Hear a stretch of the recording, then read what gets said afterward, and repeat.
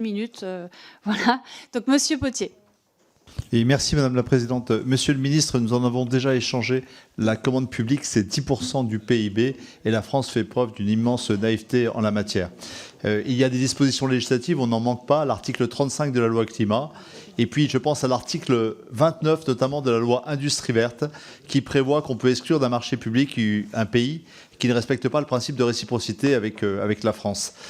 Il est très peu mis en œuvre et surtout, un décret devait être publié au 30 avril 2024, il n'est toujours pas publié. Et nous perdons des parts de marché pour des industries aussi stratégiques que la canalisation et d'autres objets. L'UGAP et d'autres outils ne sont pas mobilisés. Monsieur le ministre, est-ce que nous pouvons nous mettre au travail sérieusement pour faire une sorte de public act au service de notre industrie? Merci.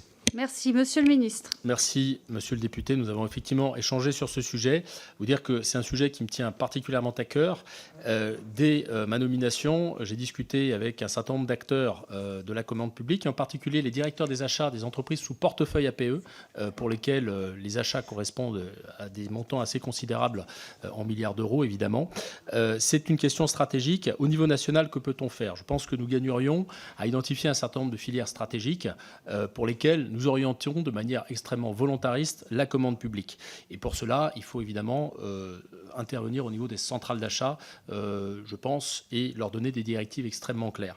Ensuite, au niveau européen, je pense que l'enjeu ici, c'est de modifier les directives, la législation, pour introduire à la fois sur la question des aides publiques, mais également sur la question de la protection commerciale et sur la question de la commande publique, a fortiori, des clauses de contenu local qui peuvent être basées notamment sur des critères environnementaux. C'est aujourd'hui le critère le plus solide juridiquement que l'on puisse imaginer. Merci. Je pense qu'il faut aller dans cette direction-là.